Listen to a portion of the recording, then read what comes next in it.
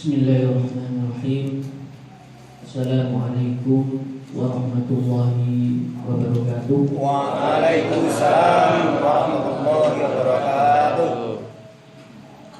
Innal hamdalillah nahmaduhu wa nasta'inuhu wa nastaghfiruh wa na'udzu billahi min shururi anfusina wa min sayyiati a'malina. May yahdihillahu fala mudilla lahu wa may yudlil fala hadiya lahu. Asyhadu an la ilaha illallah wahdahu la syarika lahu wa asyhadu anna Muhammadan abduhu wa rasuluh la nabiyya wa la rasula ba'dahu. Allahumma shalli wa sallim wa barik ala nabiyyina al-karim Muhammad wa ala alihi wa ashabihi wa man tabi'ahum bi ihsanin ila yaumiddin. Qala Allah Ta'ala fi kitabihil karim, a'udzu billahi minasyaitonir rajim. Ya ayyuhalladzina amanu taqullaha haqqa tuqatih wa la tamutunna illa wa antum muslimun. Shadaqallahul azim. Para bapak dan ibu, rekan-rekan, adik-adik sekalian yang dimuliakan dan dirahmati oleh Allah Ta'ala, marilah kita selalu banyak bersyukur. Marilah kita selalu banyak merenungkan beberapa hal-hal yang selama ini Allah berikan, namun kita lengah, dan sekarang kita menyaksikan dan merasakan hal yang paling biasa. Ketika saat itu kita tidak merasakan hal itu suatu nikmat, sekarang menjadi nikmat yang besar, niko nikmat kesehatan.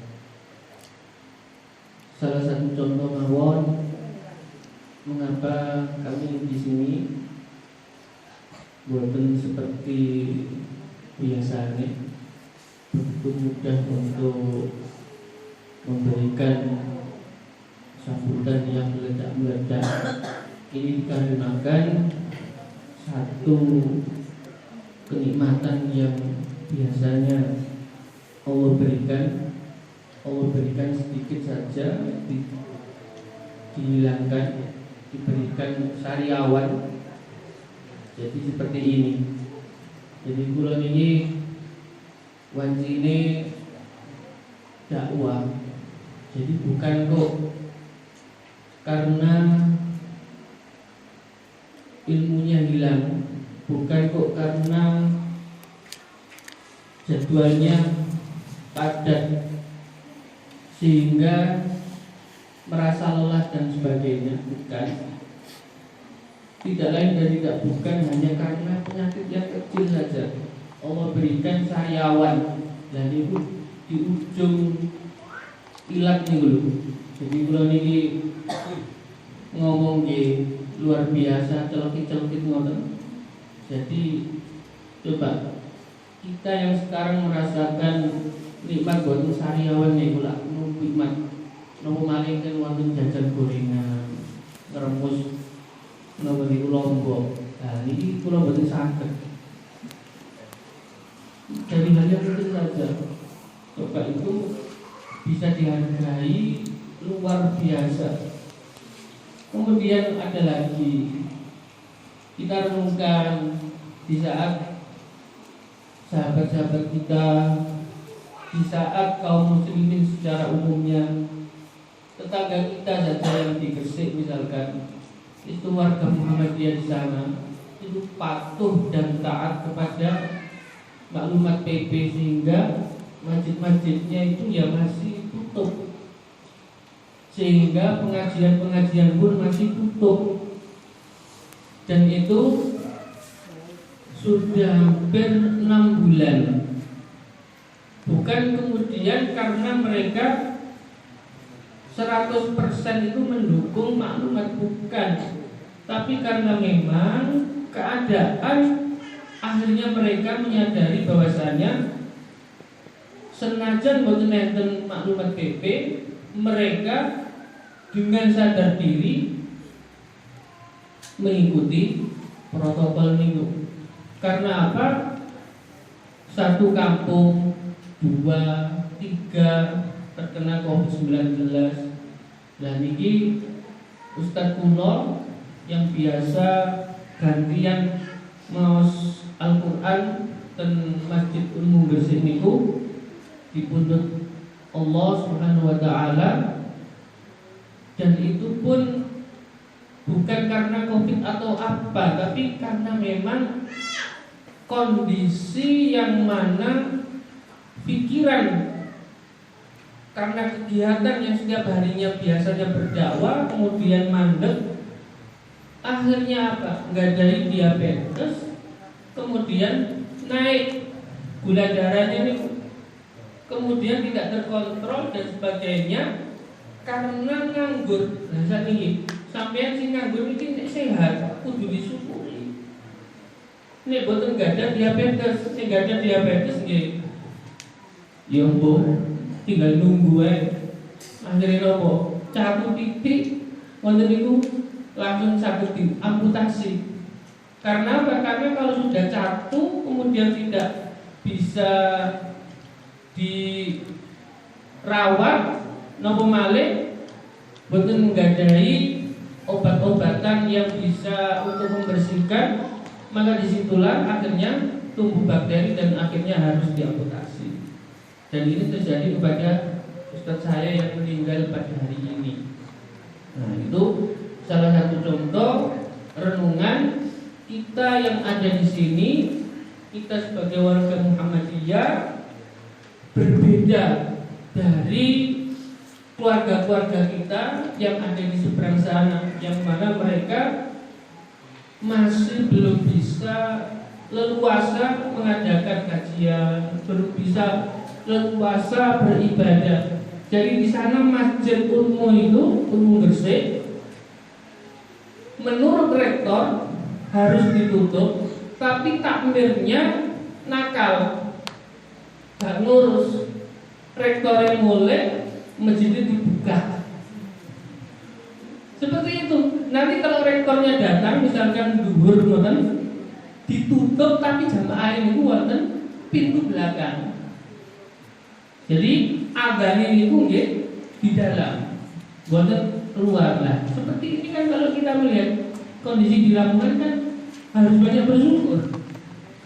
Napa malih mengadakan kajian yang rutin, dan ini patut disyukuri. Karena apa? Pengajian itu satu mendatangkan banyak sekali manfaatnya. Bisa silaturahim. Nah ngeten iki biasa nih. Kadang-kadang wonten sing nggadahi utang terus ketemu kanca duwe rezeki akhirnya iso diutangi. Dan ini bisa saged. Karena rahmat Allah Subhanahu wa taala. Boleh jadi gadahi masalah kemudian ngaos ngaji Al-Qur'an, kemudian Allah memberikan rahmat itu, akhirnya Allah memberikan sakinah, memberikan ketenangan kepada keluarganya. Itu juga bisa dirasakan. Dan ini hanya bisa dirasakan bagi orang yang berkeyakinan.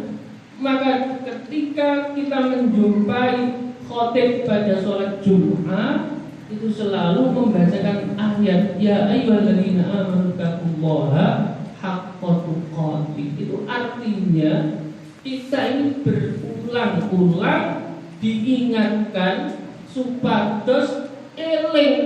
Keimanan itu bukan hanya sekali, bukan hanya kemudian kita mengaku amantu billah wa rasuli kemudian selesai. Bukan, kita harus melihat secara terus-menerus apakah keimanan saya ini semakin hilang, semakin menurun.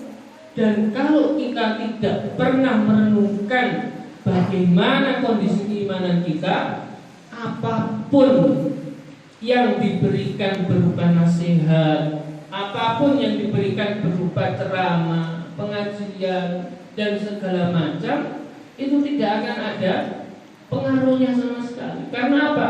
karena orang-orang tersebut tidak pernah berusaha mencari hidayah Allah. Maka dalam sebuah ayat Allah menyatakan, berfirman, Allah akan menambah huda di atas petunjuk mereka. Itu artinya apa? Artinya bukan kemudian kita ini sudah merasa mendapatkan hidayah Allah. Kita sebagai seorang muslim, KTP kita sudah ditulis muslim, bukan. Tapi dituntut terus menerus mencari hidayah Allah, dan Allah pun akan menambah hidayah itu. Banyak sekali caranya Allah memberikan hidayah kepada kita. Ada kalanya kita dengan sedikit saja memberikan perenungan waktu yang mana kadang-kadang kita lupa, kemudian kita merenungkan hal-hal itu, kemudian kita mendapatkan hidayah dari Allah. Maka dari hal yang kecil itu kita akan semakin yakin kepada Allah Subhanahu wa ta'ala. Dari hal yang kecil, dapat kabar pagi hari Ustadz yang mana pada saat itu saya 2 tahun yang lalu selalu bergantian pengajian, kok dipanggil Allah Subhanahu wa ta'ala. Ini artinya apa?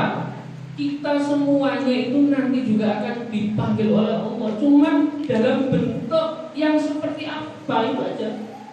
Jadi jangan merasa kemudian kita yang masih muda, kemudian umur kita masih panjang. Jangan kemudian kita yang merasa masih umur-umur yang di tengah-tengah, kemudian kita masih santai-santai karena belum mencapai umur 40 misalkan, umur 50 misalkan, atau 60, atau bahkan umur yang 70-80, karena di atas kita masih ada yang berumur panjang.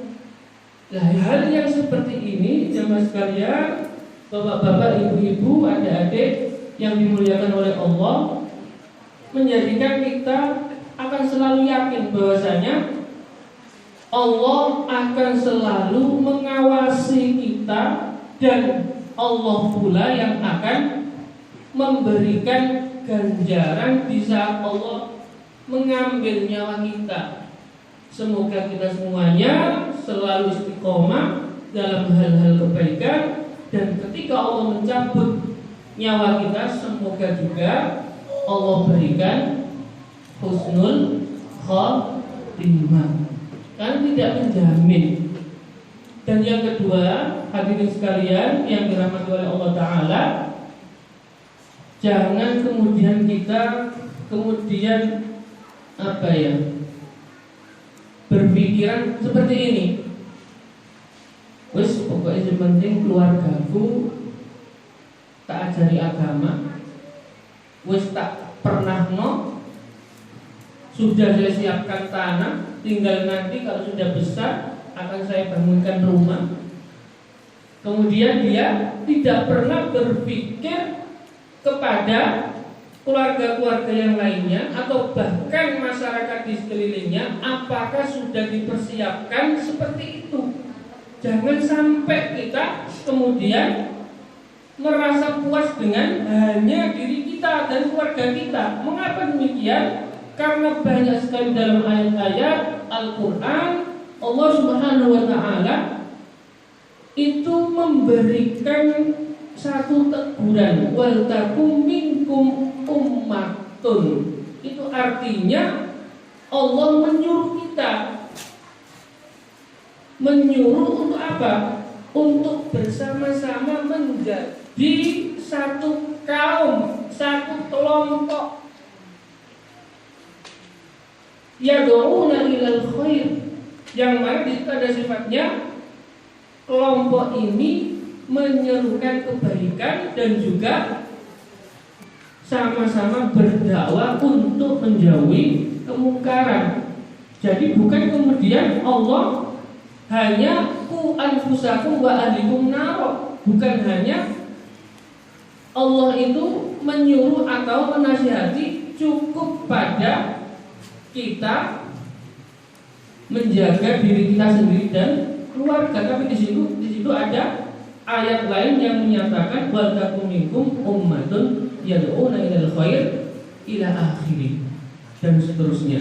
Maka di sini jamaah sekalian rahimani wa rahimakumullah, pentingnya kita berorganisasi dalam wadah Muhammadiyah, karena memang kita pada saat ini berkumpul dalam wadah Persyarikatan Muhammadiyah.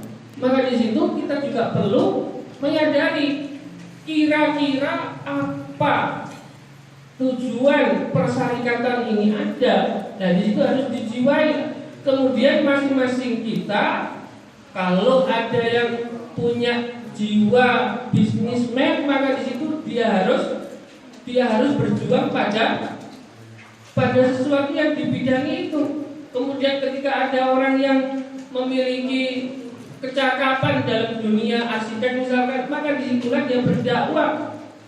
Nah, di sini contoh yang konkret adalah ketika Masjid Umlah itu Ki Bagus Hadikusumo berdiri, sampai tidak akan pernah berpikir arsiteknya itu siapa.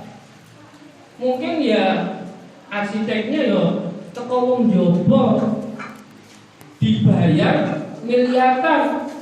Karena apa? Sesuai dengan masjidnya. Masjid itu hanya ada 2 di dunia, di Rusia sana dan ada di Lamongan, dan itu milik Muhammadiyah. Dan ternyata jamaah sekalian rahimani wa rahimakumullah, arsiteknya itu adalah ternyata orang Lamongan dan warga Muhammadiyah. Jadi disitulah dakwah seseorang itu sesuai dengan kapasitinya masing-masing. Kalau kita memiliki sesuatu yang bisa disumbangsikan kepada Muhammadiyah, monggo di situ kita berikan. Namun jamaah sekalian rahimani wa rahimakumullah, itu semuanya butuh keistiqomahan, di mana ketika kita hanya memikirkan visi dan misi tanpa melihat istiqomah, maka di situ akan buyar. Jadi kalau bisa hal yang sedikit itu dipertahankan, kemudian sedikit demi sedikit akan meningkat sebagaimana keimanan kita. Ketika kita sudah terbiasa mengadakan kajian bulanan seperti ini misalkan, maka nanti akan ada retak. Maksudnya itu bulan sepisan kan lakukan mati Gusti Allah ini lah saulan pisan, padahal awak dhewe itu loh kadang-kadang punya masalah itu setiap detiknya. Nah, maka di situ akan ada ide yang lain untuk meningkatkan keimanan kepada Allah, boleh jadi sebulan 2 kali dan seterusnya. Dan ini kalau kita mencontoh atau menengok kepada di daerah lain, maka di situ bahkan ada yang seminggu itu 2 kali kajian. Nah, ini butuh proses. Bukan kemudian kita meniru yang nggak bisa. Harus butuh istiqomah dari yang sebulan sekali misalkan, itu istiqomah dulu sampai nanti jamaahnya benar-benar ajak dan seterusnya. Akhirnya nanti ada khusus untuk pemuda, ada khusus untuk senior, kemudian ada khusus untuk ibu-ibu dan remaja-remaja wanitanya. Akhirnya di sana nanti ada kajian bikin kitanya. Nah, yang seperti ini kan butuh proses. Maka tidak lain dan tidak bukan, wadah yang bernama Persyarikatan Muhammadiyah ini dibutuhkan. Karena apa? Kalau kita membuat wadah lagi, kemudian di sana kalau kita tidak cocok dengan wadah-wadah yang lain, akhirnya kita menjadi golongan-golongan kecil yang mudah untuk diadu domba. Lah cukuplah kita wadah yang ada ini kita tekuni, kemudian diistiqomahi. Monggo yang sudah ngelirik-ngelirik diicipi ngos Al-Quran di butuh tenaga ini ya, monggo. Kalau ini belum sakit. Jamaah sekalian rahimani wa rahimakumullah, pada malam hari ini kami diberikan tema mengaji tafsir suratul Ikhlas. Ini kemarin di musola sebelah sudah kita kaji, namun karena memang di sini boleh jadi ada yang belum menerima ilmu itu, maka kami akan memberikan atau mengulang kembali, dan nanti kalau ada waktu yang tersisa akan kami lanjutkan kepada Al-Masad. Bismillahirrahmanirrahim. Rabbi zidna ilma warzuqna fahma waj'alna minas sholihin. Jamaah sekalian rahimani wa rahimakumullah, pada suatu saat Rasulullah SAW pernah dinanti-nanti oleh jamaah sholat isya. Jadi jamaah sholat isya ini menanti Rasulullah untuk bisa mengimami. Di antara mereka ada yang pulang dari berdagang, pemegel kabeh. Kemudian Rasulullah kok tidak kunjung datang dari bilik kamarnya untuk mengimami. Akhirnya sampai keturun. Di satu sisi lain, ono pengantin anyar. Iki wis isya kok Kanjeng Nabi kok dereng wedani iki opo wae iki wis kecerna mesti ngono. Nggih ngoten iki wonten.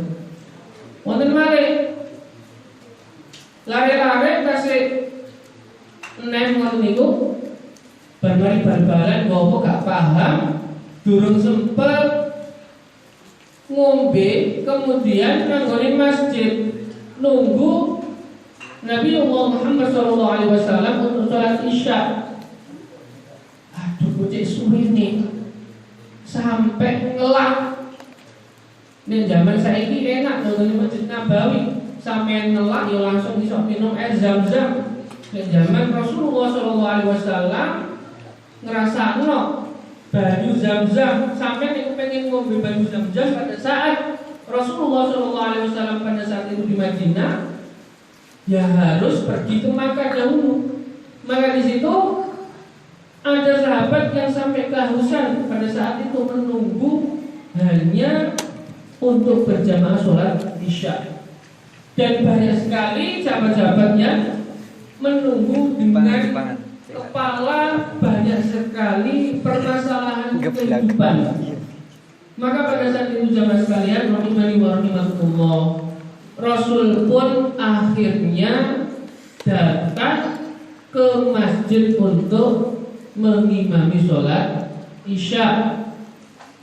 Dan coba ternyata Rasulullah SAW terlambat itu bukan kok karena kesengajaan. Memang Allah memberikan hikmah mengapa Rasulullah sampai terlambat. Nih imam-imam zaman saiki kados kula ngeten iki nek terlambat ya mungkin ya nek kesuwen keluar ya nek ngono ya kurang. Nah niki imam-imam zaman saiki nek Rasulullah SAW itu yang mesti karena wahyu dari Allah Subhanahu Wa Taala, ojo metu dhisik. Seperti itu. Jadi kalau ada imam-imam zaman sekarang kalau misalkan kewelat kemudian opo ojo ngandel itu aku kakean penggawean kakean ini kakean ngono paling itu ya itu mau. Nika ngono ya suwi ibu chattingan karo bojo sirine lah ngono. Nah itu. Soalnya ngeten iki wis kok padha. Yo guru kula niki diceluk ustaz niki lho, bapak-bapak, ibu-ibu, sampai kula niki dari informasi-informasi grup para ustaz ngono. Akhirnya kok yo padha-padha ngrasani ya tiba ustaz yo seneng ngrasa-ngrasan yo padha wae. Nek ngoten niku lah berarti masing-masing kita tergantung amalannya. Cuman bedanya kita mau meningkatkan ketakwaan kepada Allah, mau meningkatkan keilmuan kita, itu saja. Nah di situ jamaah sekalian rahimani wa rahimakumullah, Rasulullah pun akhirnya datang untuk mengimami, dan bukan langsung mengimami, tapi kemudian menanyakan, wahai para sahabatku, apa yang kau lakukan selama menungguku belum datang? Sing turu ya gak iso jawab, mosok wong turu kok ditakoni. Kecuali nek diomongi, wae mangan, langsung dadap-dadap. Kecuali seperti itu. Akhirnya mereka terdiam. Rasul pun sallallahu alaihi wasallam memberikan nasihat kepada jamaah. Yo awakmu itu ngatamno Al-Qur'an. Sahabat pun langsung terheran-heran. Ya Allah, cek abot rek. Nunggu sholat isya diomongin ngatamno Al-Qur'an. Ya mesti mustahil ngatamno Al-Qur'an. Ya coba 1 juz saja itu kalau lancar, gak ono nguyone, gak ono angope, dia membaca 1 juz itu sekali duduk itu biasanya cuma 15 menit atau 10 menit. Nek ya bisa semua niku. Tapi kalau terdengar makhrajnya, kemudian tidak terlalu dilagu-lagukan sebagaimana para imam-imam, maka normalnya itu adalah 15 sampai 20 menit itu 1 juz. Berarti kalikan saja sama 30, berarti berapa jam itu?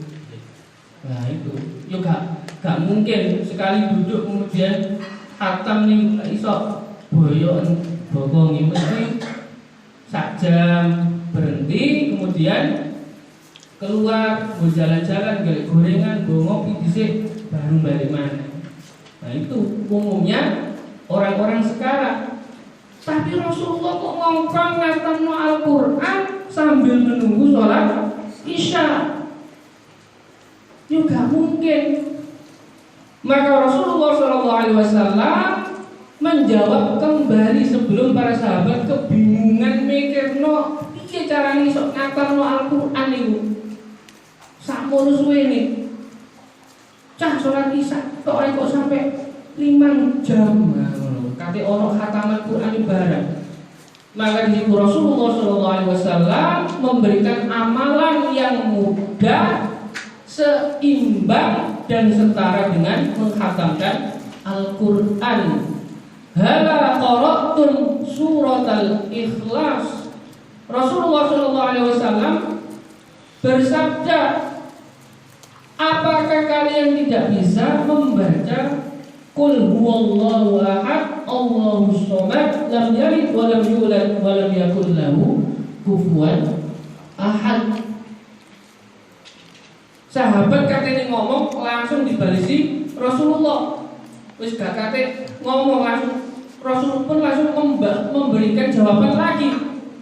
Fa innaha ta'dilu sulusul Qur'an. Karena surat Al-Ikhlas itu setara dengan 1/3 kalau kita membaca atau menghatamkan Al-Quran. Berarti kalau membaca 3 kali suratul Ikhlas itu setara dengan khatam Al-Quran.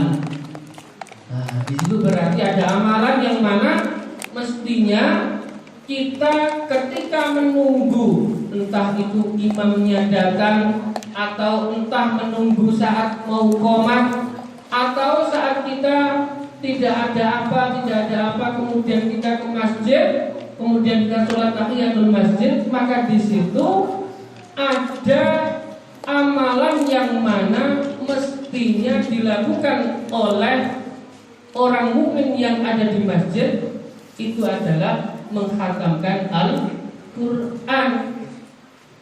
Kalau datangnya pagi hari, masa kok kaki khatam Al-Quran kok gunakno Qul huwallahu ahad. Ya mestine ya khataman Al-Quran kemenang. Karena dari pagi hari sampai zuhur kok diumpang Qul wae. Aku khatam 100.000 raimu. Ya gak mungkin kon teko jam 6 sampai jam 12 kok ping 100.000. Nah, itu artinya memahami hadis Rasulullah SAW itu juga harus dengan bijak. Jadi kita tidak kemudian mengambil amalan dari Rasulullah SAW itu dengan menggampangkan. Pada saat kita punya waktu luang, maka Rasulullah SAW menganjurkan kita membaca Al-Quran. Fa innahu ya'ti yaumal qiyamah syafi'an li ashabi. Karena bacaan Al-Quran itu akan menjadi syafaat kita di hari kiamat kelak. Kemudian surga kita, jemaah sekalian rahimani wa rahimakumullah, itu nanti ditentukan dengan bacaan kita selama di dunia. Nah, ini awal dewe kok diupater kulhuwae berarti mandek.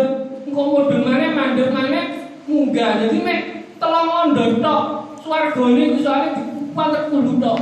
Coba ki apa-apa dewe niki ngaos Al-Qur'an dari surat Al-Fatihah, Al-Baqarah, maka surga kita akan naik sesuai dengan bacaan kita ketika kita di dunia. Jadi fa inna darajataka fil jannah kama qara'tum apa? Sebagaimana kita membaca Al-Qur'an di dunia. Nah, ini bukan kemudian kok kita harus hafal, boten. Kita membacanya, membaca di dunia. Kalau seumur-umur gak pernah khatam Al-Quran, sangat merugi. Berarti surga kita itu ya ditentukan dengan bacaan kita nantinya. Iku jek mikir surgane tingkatan bintang piro. Engko nang mlebu neraka dhisik lah, tambah repot wis gak mikir ngajine malahan. Nah, maka di situ jamaah sekalian rahimani wa rahimakumullah, ketika kita sibuk dengan amalan-amalan sunnah, maka amalan wajib itu bukan menjadi sesuatu yang berat lagi. Coba kalau kita sudah terbiasa membaca Al-Quran, maka di situ pula kita tidak akan terbebani dengan apa? Dengan sholat wajib kita. Karena apa? Kita langsung melihat, maksudnya awal dewe ngojana jiwain yang gak sholat duhur. Nah seperti itu. Kalau kita sudah terbiasa dengan yang sunnah, maka yang wajib itu akan menjadi sesuatu yang biasa kita lakukan. Kalau kita masih melakukan yang wajib saja, maka wajib itu akan menjadi beban dan seterusnya ke bawah. Ketika kita bolong-bolong misalnya sholat, maka di situ meskipun sehari sholat 5 waktu, itu rasanya opabot karena dia tidak terbiasa. Nah seperti itu. Semakin ke bawah lagi, nopo malih sadino gak tahu sholat belas, sholatnya mau sholat Jumat. Nah itu akan berat lagi untuk melakukan sholat meskipun cuma 1 hari 5 waktu. Nah ini juga perlu perenungan. Saya sampai di mana? Maka di situ jamaah sekalian rahimani wa rahimakumullah, untuk membiasakan kita beramal itu adalah dengan cara mengamalkan yang sunnah. Kalau kita setiap habis sholat membaca suratul Ikhlas, maka disitulah kita bagaikan menghatamkan sepertiga Al-Quran. Kalau 3 kali berarti sudah khatam Al-Quran. Itu ganjarannya. Kemudian apalagi yang Allah berikan, yang Allah janjikan bagi orang yang istiqomah membacanya sobahan wa masaan, di saat pagi dan sore. Maka Rasulullah SAW ketika sahabatnya menunggu itu, sambil ada yang ngap-angep tangi turu, kemudian ono sing mboy sing tangi sing ngendi. Soalnya di pengantin anyar. Ketika itu mendengarkan Rasulullah SAW bersabda, bacalah setelah suratul Ikhlas, baca juga Al-Mu'awwidhatain. Jadi suratul Mu'awwidhatain itu adalah Qul a'udzu birabbil falaq dan Qul a'udzu birabbin nas. 3 kali juga ditambahi itu. Maka yang kita dapatkan dari Allah Subhanahu wa taala, takfika an kulli syai'. Itu artinya bagi pengantin anyar sing wis kemencer iku, ketika istiqomah membaca tadi, boleh jadi akan dicukupi oleh Allah Subhanahu wa taala. Mungkin yo gampang duwe anake, mungkin yo rezekine langsung ditokok Gusti Allah. Guru ngelamar wis diwenehi kerjaan, malah kakean penggawean sambil sariawan misalnya. Nah, ngoten niku lah tergantung kita saja. Kita mau seperti apa itu kan tergantung kita. Maka disitulah diperlukan ilmunya. Inilah manfaatnya ngaos Al-Quran. Ilmunya adalah istiqomah dengan hal-hal yang diperintahkan oleh Rasulullah SAW. Mudah, tapi tidak semuanya itu mengetahui dan mengamalkannya. Lah bendino maca kula birobbil falaq, kula birobbil nas, tak amini tok ae. Lah sampeyan gak duwe ilmune kok padha wae. Di oman amini, ana wong maca Quran diamini. Iku apa lah mboten ngertos berarti. Ngoten. Durung kaya donga wis diamini. Engko wis mari dongane baru ngaji, baru wis sibuk kate mulih. Nah, disitulah perbedaan orang yang mengerti ilmu untuk beramal dan tidak. Maka amalan yang mestinya ketika kita membaca tadi Allah akan mencukupi kehidupan kita tidak diberikan oleh Allah karena Dia tidak meniatkan untuk itu. Ketika kita sudah meniatkan diri, ya Allah, aku tak istiqomah membaca ini di saat subuh dan sore hari atau maghrib selepas sholat dengan niatan ya Allah mudahkanlah misalkan apa begitu. Maka disitulah dengan keyakinan kita kepada Allah Subhanahu Wa Taala, Allah akan memberikannya, bukan hanya yang kita berikan, yang kita perlukan, tapi juga kadang-kadang yang belum tersirat dalam hati kita Allah akan berikan.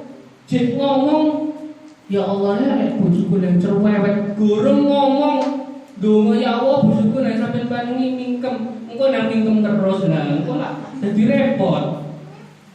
Sampeyan pengine mingkem lah engko nang mingkem terus lah gak enak.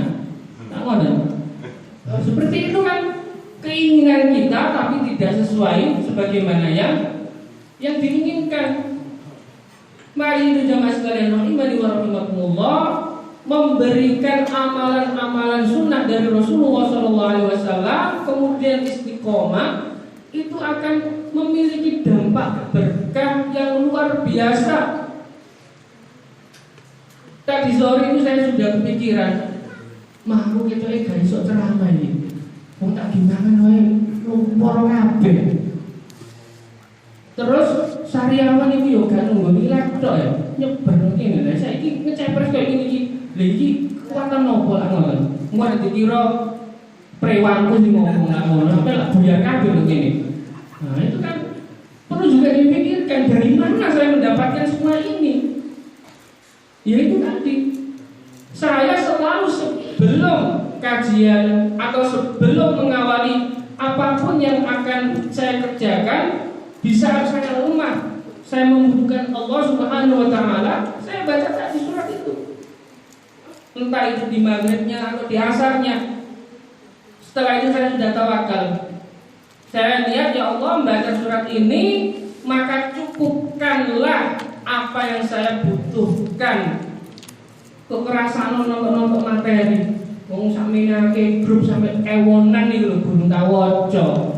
Lah iki mau lagi moco di Japri WA, Ustaz besok waktunya khutbah di Masjid Dignas Lamongan An-Nur. Astagfirullahaladzim, padahal aku menjanjikan di masjid yang lain. Nah ini terus piye misalnya sampai double jobe iki ya apa mewakili monggo.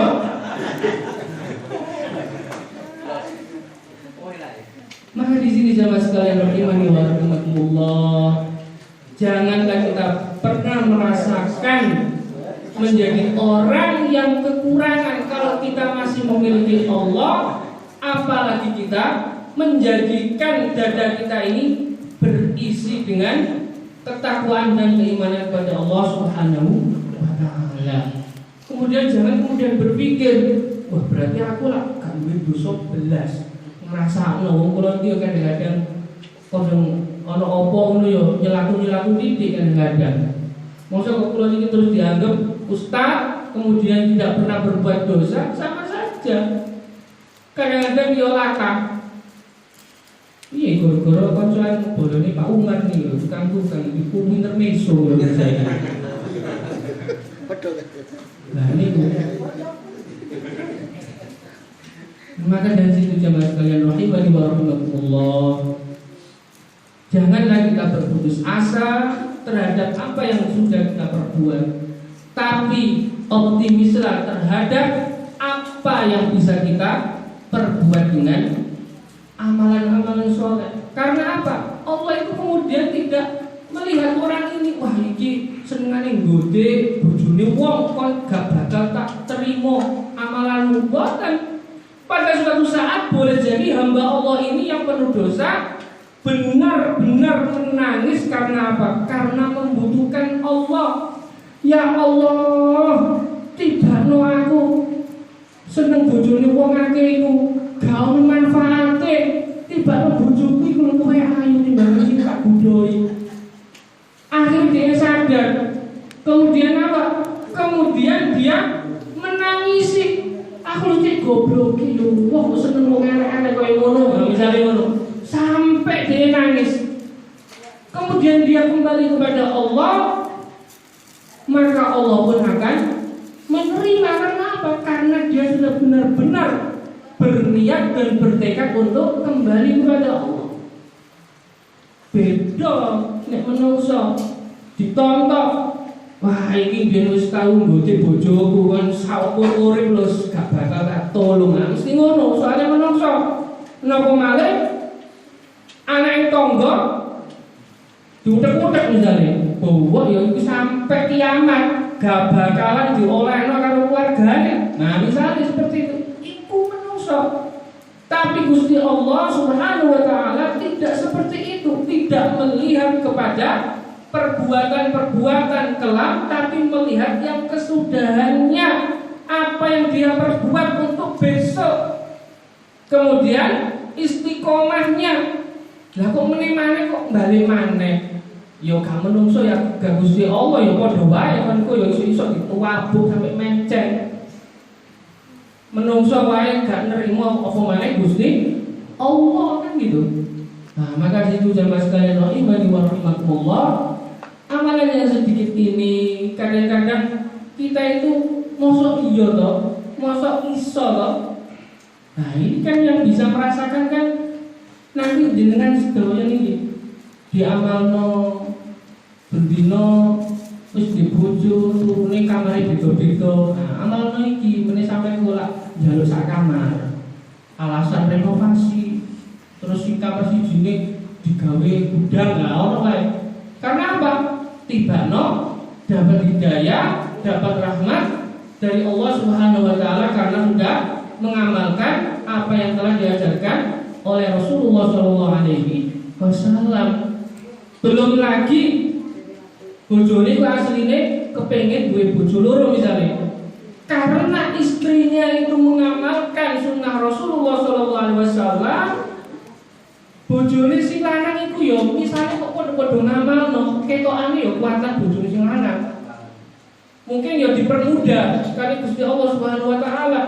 Berhubung sing lanang iki lopo gak tau ibadah, kemudian istrine iki kepenceng ngajine, maka boleh jadi Allah akan memberikan penghalang terhadap apapun yang diinginkan oleh suaminya. Nah, yang seperti ini kan ilmu-ilmu yang tidak bisa kita dapatkan di bangku sekolah, di bangku kuliah. Yang bisa kita dapatkan hanya dari Al-Quran dan Sunnah Rasulullah SAW. Sekaligus orang yang mendalami ilmu psikologi, meskipun orang itu benar-benar sudah praktek puluhan tahun, itu pun tidak jarang dia sendiri itu loh duwe niatan selingkuh atau bahkan sudah menjalani perselingkuhan. Karena pada saat ini sudah biasa. Coba sampai tengok di pengadilan untuk yang menggugat cerai itu, calon rondo itu loh numpuk. Iga nggone Lamongan, gak nggone Gresik, napa lain nggone Surabaya. Surabaya itu setiap bulan orang yang cerai, entah itu minta cerai atau diceraikan, itu 600 rondo setiap bulannya. Nah, ini belum ragu ini. Nah, jadi Allah loh, rondo 600 bulan. Wah, bondone ngomong boten. Biasanya nek rondo itu tambah megilan, jalur aneh maksudnya.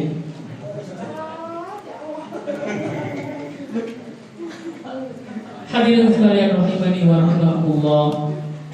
Kemudian Rasulullah SAW ketika melihat sahabatnya dengan berbagai problematika yang seperti itu, maka Rasulullah pun memberikan amalan. Bukan kok kemudian orang sing gak duit terus diberikan uang, atau mungkin ada yang yang membutuhkan kemudian selalu harus diberikan. Tidak, diberikan amalan untuk mencari, sebagaimana firman Allah Subhanahu wa taala, innallaha la yughayyiru ma biqaumin hatta yughayyiru ma bi anfusihim. Jadi memberikan solusi itu bukan kemudian kados sakniki pemerintah diwenehi tunjangan sing gak duwe niku napa malih yang di bawah 5 juta misalkan, kemudian diberikan 600 atau berapa itu, padahal gaji kula ya di bawah 2 juta loh, kok gak entuk ya kan.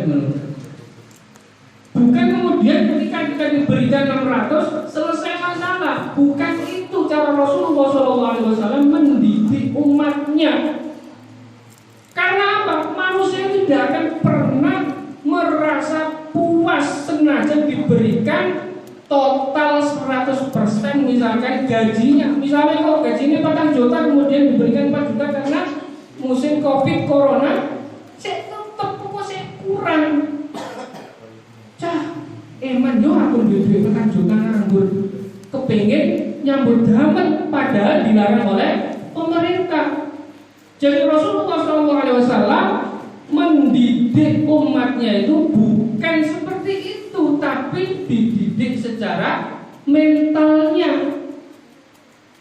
Dianjurkan untuk mengamalkan amalan soleh. Maka dari situ jiwa yang kuat meskipun dilihat atau di mata manusia merupakan orang-orang yang lemah, tapi dia tidak merasakan kelemahan itu sebagaimana ilaku wis rodok-rodok kecokok ilmu warna itu gak kerasa.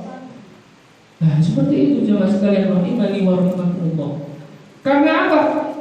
Allah tidak akan merubah nasib kita kalau kita sendiri itu yang tidak melihat bagaimana kita bisa merubah diri. Merubah diri itu bukan kemudian gak gue penggawaian kemudian gak penggawaian, bukan. Merubah diri itu melihat, ya Allah sholatku bolong-bolong apa ora? Ya Allah posoku ini wis tetep napa mboten? Kalau dia sudah bisa merubah dirinya dengan menjalankan syariat Allah yang diwajibkan, maka Allah akan merubah nasib orang itu. Bukan kemudian gak duwe penggawaian terus gak ada penggawaian. Padha wae bare wong sing gak duwe iman. Allah itu memberikan syarat awak niku tak kei. Syarat iso dadi wong sing luwih apik nek melaksanakan syariat Allah, terutama yang wajib-wajib itu. Kalau kita sudah bebek, kok jenenge nganggur wae yo, iki yo opo iki? Nah, di situ kita harus melihat lagi. Lah awak dhewe salat, lagi salam ngiwo, ngamen terus ngiwo, nyawang koncone.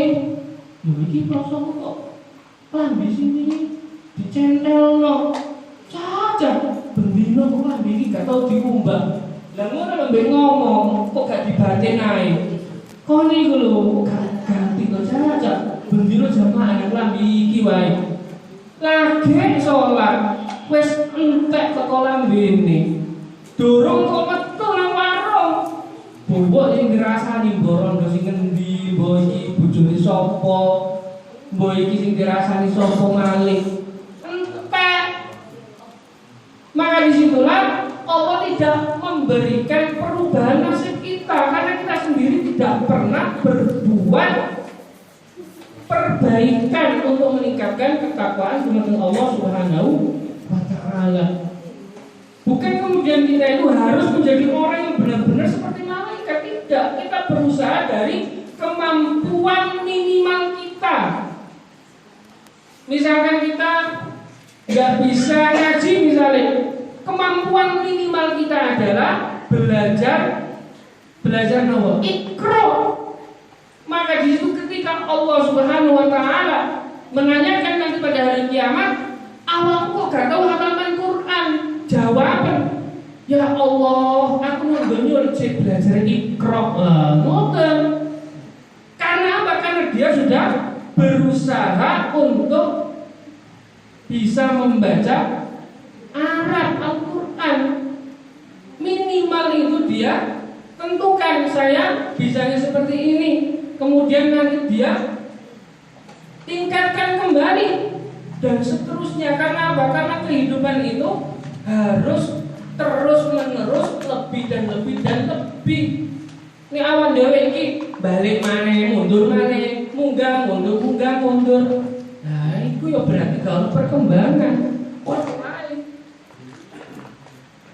Hadirin sekalian rahimani wa rahimakumullah.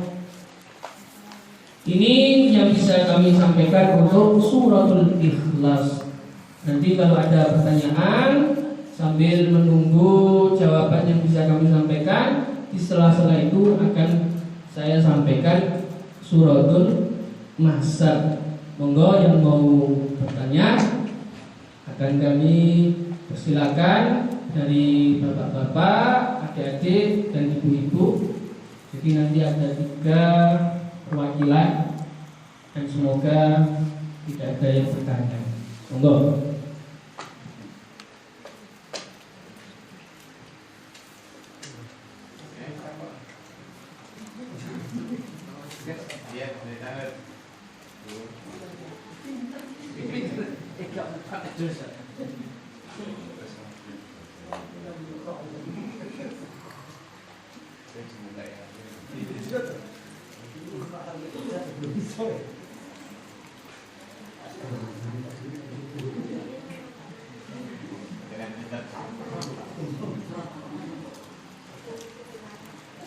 Baiklah, langsung di ACC, tidak ada yang bertanya. Kita teruskan suratul Masad. Inggih menika tabbat yada abi lahabin wa tab dan seterusnya. Jadi ketika kita membaca surat itu dalam sholat kita, semoga nanti kula lan panjenengan sedaya saged melihat sejarah Rasulullah SAW ketika surat ini turun. Nah, ini ketika beliau masih berdakwah di Makkah. Di Makkah kita langsung bisa menggambarkan Rasulullah SAW bersama beberapa sahabat mengalami tindakan penindasan, kezaliman oleh kaumnya.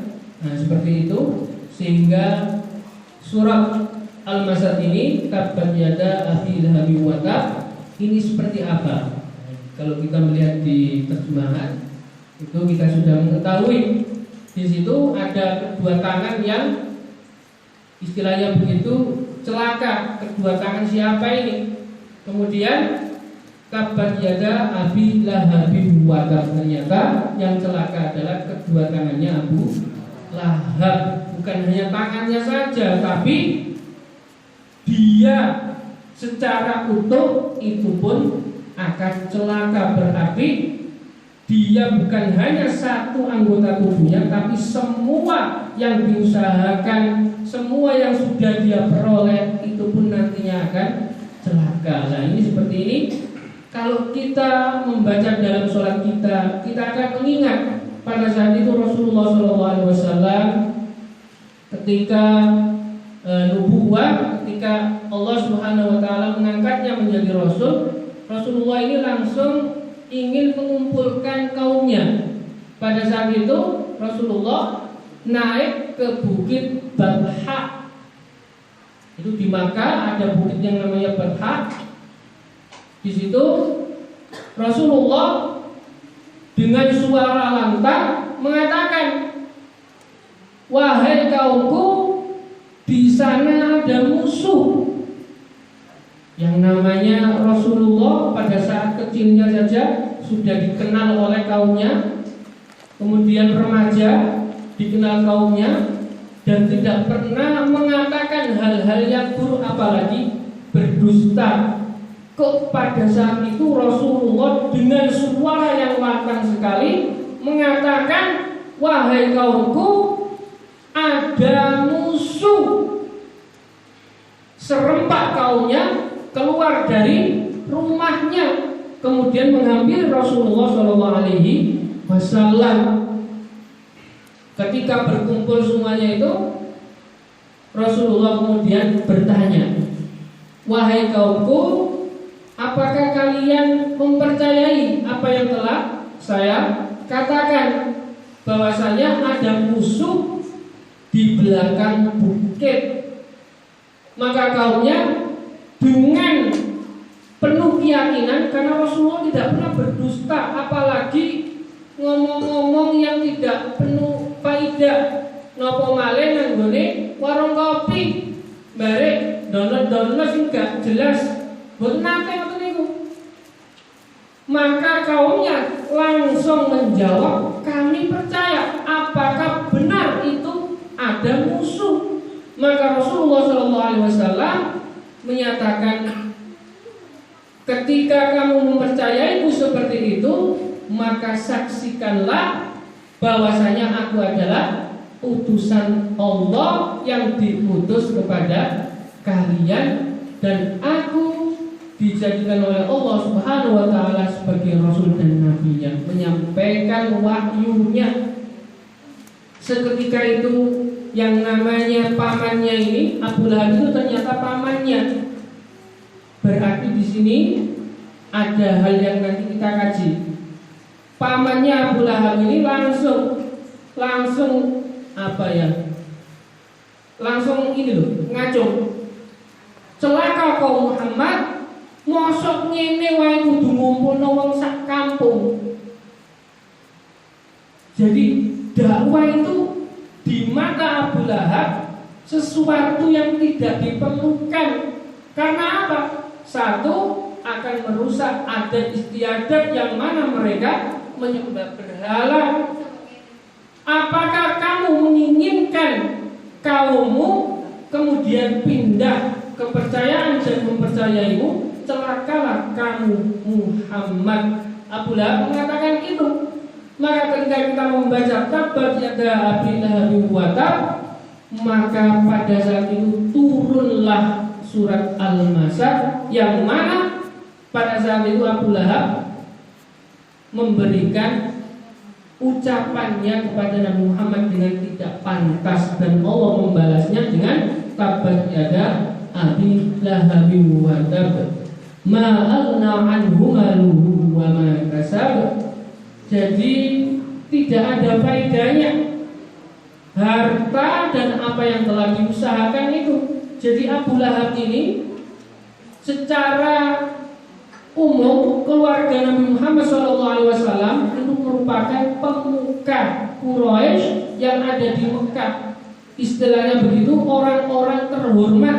Bukan hanya pamannya yang bernama Abu Lahab, Abu Thalib juga terhormat, kakeknya Abdul Muthalib juga lebih terhormat lagi. Yang memegang kunci Ka'bah itu adalah keluarga dari Nabi Muhammad SAW. Maka jamaah sekalian rahimani wa rahimakumullah, kehormatan yang Allah berikan itu, kekayaan, kemudian apalagi anak keturunan yang banyak itu tidaklah berfaedah di sisi Allah Subhanahu wa taala ketika ini secara umum, bukan hanya Abu Lahab, ketika kita dengan hati maupun secara umum, secara langsung dhahirah meremehkan dakwah Nabi Muhammad SAW. Jadi perlu kita tahu, orang yang meremehkan agama Allah, orang yang meremehkan dakwah Allah, itu nanti kita bisa melihat kalau dia sampai akhir hayatnya belum bertobat kepada Allah Subhanahu wa taala, yang namanya harta, apa yang telah diusahakan, baik itu anak keturunannya, tidak akan ada faedahnya di sisi Allah Subhanahu wa taala. Boleh jadi hartanya itu akan menjadikan petaka bagi keluarganya. Boleh jadi anak keturunannya itu malah menjadikan aib bagi dia nantinya. Dan seterusnya dan seterusnya. Ini adalah imbalan bagi orang-orang yang meremehkan dakwah Rasulullah SAW. Yang membalas itu langsung Allah. Tabbat yada abi lahabin wa tab.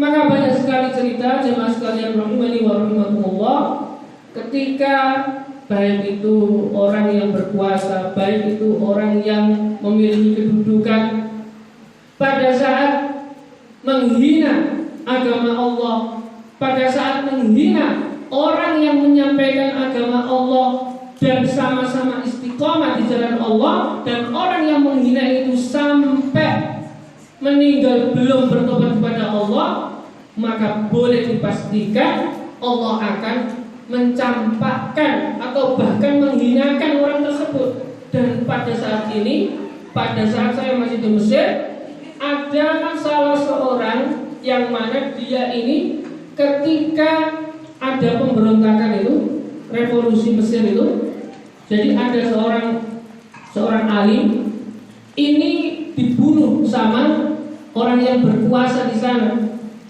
Jabatannya yang masih kayak bupati lah begitu. Maka ketika Allah memberikan balasan kepada orang yang menghina orang-orang yang mendakwakan agama Allah, maka kabar yang terakhir itu pun tidak berselang lama ketika seorang syekh ini meninggal karena dibunuh sama orang itu. Tidak berselang lama, nggak sampai seminggu, orang itu meninggal dalam keadaan ketika pulang di depannya ada truk yang mana membawa besi, dan besinya itu langsung melorot nanggone kepalanya itu langsung gros. Maka di situ jamaah sekalian rahimani wa rahimakumullah, itu bukan kok supir truknya yang melakukannya, Allah lah yang merencanakan itu. Karena apa? Karena orang ini dalam ilmu Allah tidak mau bertaubat dengan kelakuannya, malah dia ingin melengsarkan orang-orang yang berdakwah itu. Maka jemaah sekalian rahimani wa rahimakumullah, bukan hanya satu atau dua cerita atau dua kisah. Kalau kita melihat kisah-kisah pada saat ulama-ulama terdahulu, itu banyak sekali jemaah sekalian rahimani wa rahimakumullah. Ketika agama Allah dicabik-cabik, bukan hanya malaikat, bukan hanya manusia, bukan hanya umat Nabi Muhammad SAW yang marah, tapi juga binatang-binatang itu pun bisa ikut marah. Pada suatu ketika jemaah sekalian rahimani wa rahimakumullah, ada seorang alim yang mana pada saat itu, pada zaman setelah Khalifah Ar-Rasyidin, pada saat itu seorang alim ini dizalimi oleh penguasa yang mana luar biasa, membunuh orang itu koyok wayahe korbanan gitu, anggere tebas banget. Pada suatu saat jemaah sekalian rahimani wa rahimakumullah, seorang alim ini bukan kemudian langsung dibunuh, tapi diberikan kepada binatang buas, macan atau harimau begitu, yang mana dia sengaja tidak diberi makan beberapa hari supaya nanti langsung menerkam seorang alim itu. Ketika seorang alim ini dibukakan kandang macan yang sudah lapar itu, pada saat itu jamaah sekalian rahimani wa rahimakumullah, disaksikan oleh penguasa itu, macannya ini sujud di depan seorang alim. Dan ketika seorang alim ini dilihat oleh penguasa pun tertegun, kok bisa makan yang begitu laparnya, kok tidak mau menerkam manusia yang ada di hadapannya. Inilah sangat-sangat mustahil terjadi. Ternyata pada saat yang lain seorang alim ini akhirnya dibebaskan, dan pada suatu saat yang lain pula penguasa ini belum mau bertobat kepada Allah Subhanahu wa taala, dan di akhir hayatnya dia dicapik-capik oleh anjing ketika berburu. Jadi pasukan-pasukan yang ikut dia itu mungkin Allah berikan kesesatan, jadi tidak ada yang mengawal dia. Akhirnya apa? Dia meninggal itu dicapik-capik oleh anjing-anjing liar. Padahal pada saat itu dia sangat berkuasa. Maka di sini jamaah sekalian rahimani wa rahmatullah, ternyata wa makaru wa makarallah wallahu khairul makirin. Maka kita sebagai umat Nabi Muhammad SAW, dengan turunnya suratul Masad ini memberikan kita pelajaran. Jangan sekali-kali atau bahkan kita meremehkan apapun itu kegiatan yang berupa dakwah. Jangan sampai kita malah genggosi. Karena apa? Balasan itu bukan kok orang lain nanti yang membalas kepada kita. Allah yang akan membalasnya kepada orang yang belum mau kembali kepada Allah. Karena apa? Sudah banyak yang sebagaimana yang telah kami ceritakan.